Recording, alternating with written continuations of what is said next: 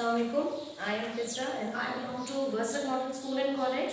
Today's our topic is about the cell and its organelles यानी cell और इसके अंदर मौजूद तमाम चीज़ें जो कि इस सेल को काम करने के लिए मदद देती हैं। हम सब जानते हैं कि इंसानी जिस्म के अंदर मुख्तलिफ अज़ा हैं जो कि इसके जिस्म को मुकम्मल बनाते हैं और उसे कोई भी एक्टिविटी परफॉर्म करने के लिए रिस्पॉन्सिबल करते हैं। In the same way we have cell और सेल के अंदर मौजूद डिफरेंट ऑर्गेनेल्स हैं जो कि इसको काम करने के लिए रिस्पॉन्सिबल बनाएंगे। First of all, we have to study about the cell, that what is a cell or how can we define it. So, the cell may be defined as the basic structural and functional unit of any type of a living organism. यानी किसी भी जिंदा चीज के लिए जो basic structural और functional unit होता है उसे सेल कहा जाता है। I have used two terminologies here, which is the structural and the functional. अब मुझे ये बताना है that what is meant by that structural and what is meant by that functional. So structural means कि किसी भी चीज का स्ट्रक्चर बनाने के लिए सेल एक बुनियाद का काम देता है। फॉर एग्जाम्पल अगर मैं मिसाल दूं कि जैसे हमें एक घर बनाने के लिए ईंटों की जरूरत पड़ती है, अगर ईंटें नहीं होंगी तो वो घर नहीं बन पाएगा। इन द सेम वे जब तक एक सेल नहीं होता तब तक कोई भी लिविंग ऑर्गेनिज्म नहीं बन सकता है। So that is why the cell is said to be the structural unit of the body.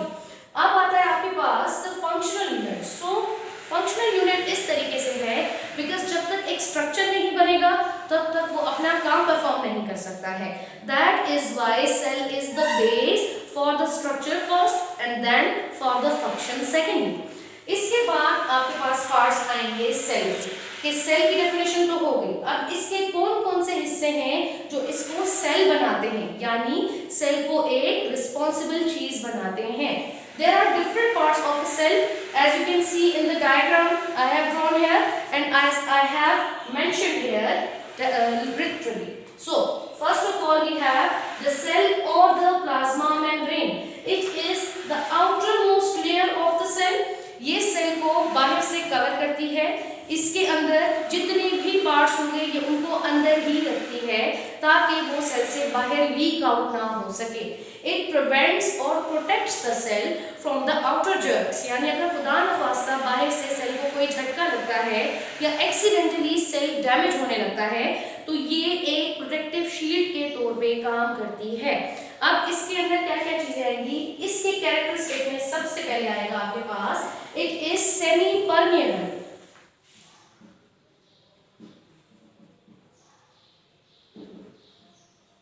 Now what is meant by semi permeability? Semi permeability का मतलब ये है that it allows certain things to pass through it and do not allow everything to pass through it. यानी ये अपने अंदर से कुछ चीजों को बड़ी आसानी से गुजरने देती है। जैसे एक फिल्टर पेपर की एग्जांपल हम ले लें कि अगर हम लोग मिसाल के तौर पे केमिस्ट्री लैब में फिल्टर पेपर को इस्तेमाल करें और उसके ऊपर किसी भी सोल्यूशन या मिक्सचर को छानने की कोशिश करें तो उसके अंदर से सिर्फ और सिर्फ लिक्विड हिस्सा फिल्टर पेपर के आर पार जा सकता है, जबकि जो रेजिड्यू है यानी वो चीज जो कि डिसॉल्व नहीं हो पाई है वो पेपर के ऊपर ही रह जाती है।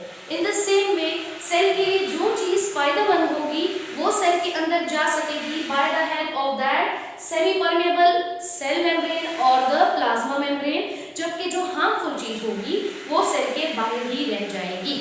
फिर इसके अलावा इसका फंक्शन क्या है, ये एक साइट के तौर पे काम करती है जहां पर सेल के मुख्तलिफ फंक्शंस परफॉर्म होते हैं।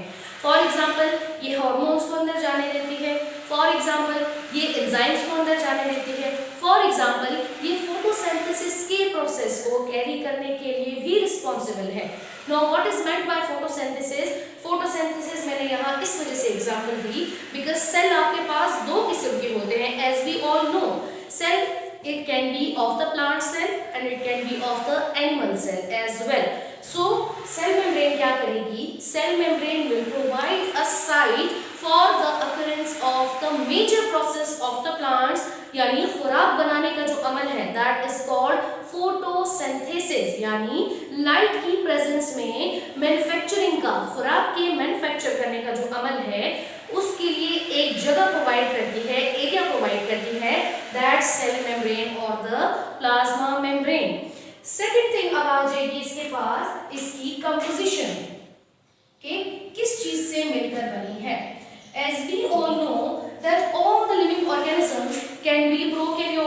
They can be eukaryotes.